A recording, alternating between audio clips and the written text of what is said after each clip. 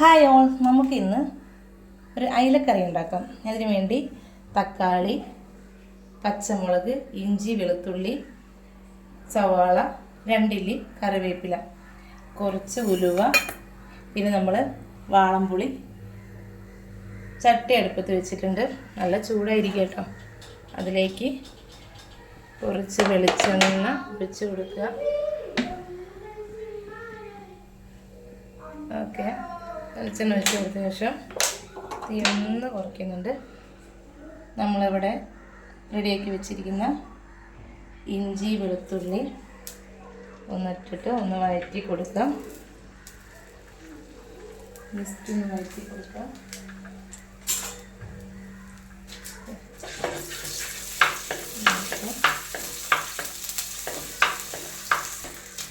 അപ്പോൾ ഇഞ്ചി വെളുത്തുള്ളി ചെറുതായിട്ടൊന്ന് വഴന്ന് വന്നിട്ടുണ്ട്.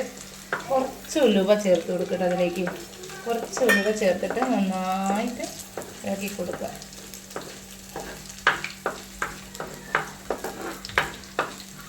കാണുന്നതെന്ന് വിചാരിക്കുന്നു.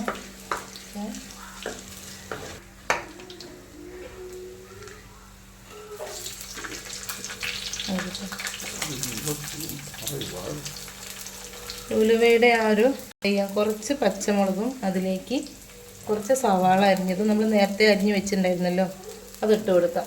എന്നിട്ട് അത് നന്നായിട്ട് ഇളക്കി കൊടുക്കാം. ഉള്ളി ഏകദേശം ഒരു ബ്രൗൺ കളറായി വന്നിട്ടുണ്ട്. ശേഷം എന്ത് ചെയ്യാം, നമ്മളിതിലേക്ക് പച്ചമുളക്, ഇഞ്ചി, വെളുത്തുള്ളി, സവാള, അതുപോലെ തന്നെ നമ്മൾ ഉലുവ എല്ലാം ചേർത്തിട്ടുണ്ട്. ഏകദേശം ഒന്ന് വാടി വരുന്ന സമയത്ത് നമുക്ക് എന്ത് ചെയ്യാം, കുറച്ച് തക്കാളി ഇട്ട് കൊടുക്കാം. എന്നിട്ട് നന്നായിട്ട് മിക്സ് ചെയ്യാം. ഈ തക്കാളിയും നന്നായിട്ട് ഇതിലേക്ക് എന്തെങ്കിലും വാടി വരണം കേട്ടോ.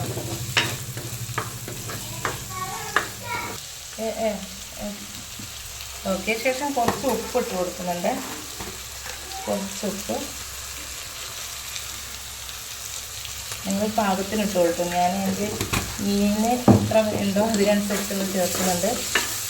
പിന്നെ ശേഷം ഉപ്പിട്ടിട്ട് നന്നായിട്ടൊന്ന് വഴറ്റി കൊടുക്കുക. ഓക്കെ, അപ്പോൾ എല്ലാം ഒന്ന് നന്നായിട്ട് വഴന്ന് വന്നിട്ടുണ്ട്. അതിലേക്ക് അല്പം മഞ്ഞൾപ്പൊടി,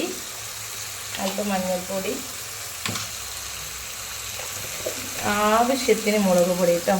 നിങ്ങളുടെ എരിവിനനുസരിച്ച് ചേർക്കണം. ഞാൻ കുറച്ചധികം എരിവ് ചേർക്കുന്നുണ്ട്. അതുകൊണ്ട് 3 സ്പൂൺ മുളക് പൊടി, ഒരു 1/2 ടീസ്പൂൺ കുറച്ച് മല്ലിപ്പൊടി കൂടെ ചേർക്കുന്നുണ്ട്. എന്നിട്ട് വീണ്ടും നമ്മൾ നന്നായിട്ട് ഇളക്കി കൊടുക്കുക. ഓക്കെ, അപ്പോൾ നോക്കൂ, നന്നായിട്ട് എല്ലാം വാടി നല്ല കുഴമ്പ് രൂപത്തിലായിട്ട് വന്നിട്ടുണ്ട്. അപ്പോൾ ഇതിലേക്ക് എന്ത് ചെയ്യുക, നമ്മൾ 2 ഇല്ലി കറിവേപ്പില കൂടി ചേർത്ത് കൊടുക്കുക. എന്നിട്ട് ആ കറിവേപ്പില കൂടെ അതിലേക്ക് നന്നായിട്ട് മിക്സ് ചെയ്യാം. ഓക്കെ, ശേഷം നമ്മളിവിടെ മാറ്റി വെച്ചിരിക്കുന്ന വാളൻപുളി വെള്ളം ഇത് നന്നായിട്ട് പിഴിഞ്ഞത് അതിലേക്ക് ഒഴിച്ചു കൊടുക്കുക.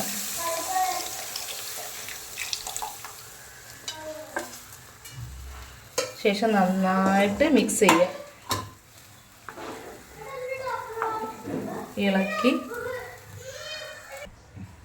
നന്നായിട്ട് ഇളക്കി മിക്സ് ചെയ്യുന്നു. എന്നിട്ടും ഉപ്പുണ്ടോ നോക്കണം കേട്ടോ നിങ്ങളത്. ഓക്കെ, ഇത് പാകത്തിന് ഉപ്പായിട്ടുണ്ട്. അപ്പോൾ എന്ത് ചെയ്യാം, നമുക്കിത് തിളച്ച് വരുന്ന വരെ വെയിറ്റ് ചെയ്യാം. ഓക്കെ, അപ്പോൾ നമ്മുടെ മിക്സിങ് എല്ലാം നന്നായിട്ട് തിളച്ച് വന്നിട്ടുണ്ട്. അതിലേക്ക് നമ്മൾ നമ്മുടെ അയില ഓരോന്നായിട്ട് ഇട്ട് കൊടുക്കുക.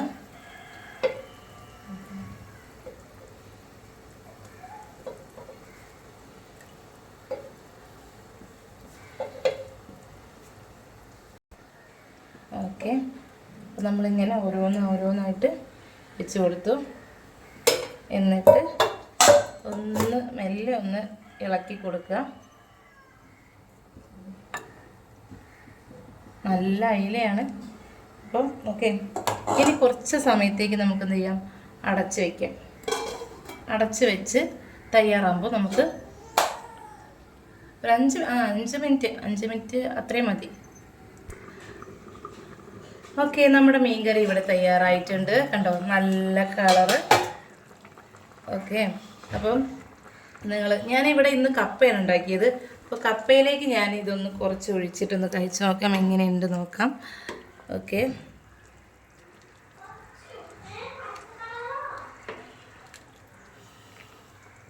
ഓക്കെ, ഒന്ന് കുറച്ചെടുത്ത് കഴിച്ച് നോക്കട്ടെ. കപ്പയിലേക്ക് മാത്രമല്ല കേട്ടോ, എന്തിലേക്കും കപ്പക്കറി നല്ല ടേസ്റ്റാണ്. സോറി, എടുത്ത്. ഓക്കെ, അപ്പം നമ്മുടെ മീൻകറി ഞാനിവിടെ കപ്പയാണ് ഉണ്ടാക്കി വെച്ചേക്കുന്നത്. അപ്പം ഞാൻ കപ്പയിലേക്ക് ഒഴിച്ചിട്ടുണ്ട്. നമുക്കൊന്ന് ടേസ്റ്റ് ചെയ്ത് നോക്കാം. ഒരു കഷ്ണം കപ്പ എടുത്ത് ആ മീനിൻ്റെ ഒരു കഷ്ണം, നല്ല ചൂടാണ് കേട്ടോ, അതുകൊണ്ട് വിചാരിച്ച പോലെ നമുക്ക് എടുക്കാൻ പറ്റുന്നില്ല. ഇപ്പം ഇറക്കി വെച്ചിട്ടേ ഉള്ളൂ. എന്നിട്ട് എന്ത് ചെയ്യാം, ചെറിയൊരു കഷ്ണം മീനും ആ ചാറിൽ മുക്കിയിട്ട് നല്ല ടേസ്റ്റ് ആയിട്ടുണ്ട്. അപ്പോൾ ആ എരിവും പുളിയും എല്ലാം നല്ലോണം പിടിച്ചിട്ടുണ്ട്. ഇനി മീൻകറി എപ്പോഴും കുറച്ച് റെസ്റ്റ് ചെയ്യുമ്പോഴാണല്ലോ ടേസ്റ്റ് കൂടുക. ഇനി കുറച്ച് സമയം കൂടെ കഴിയുമ്പോൾ ഇതിന് ഇച്ചിരി കൂടെ ടേസ്റ്റ് കൂടും. അപ്പോൾ എല്ലാവരും ഇങ്ങനെയൊരു അയിലക്കറി ഉണ്ടാക്കി കപ്പയുടെ കൂടെ കഴിച്ച് നോക്കുക. വളരെ ടേസ്റ്റ് ആയിട്ടുള്ള ഐറ്റമാണ്, മസ്റ്റ് ട്രൈ ആണ്. ഓക്കെ, നെക്സ്റ്റ് വീഡിയോ കാണാം. ബൈ.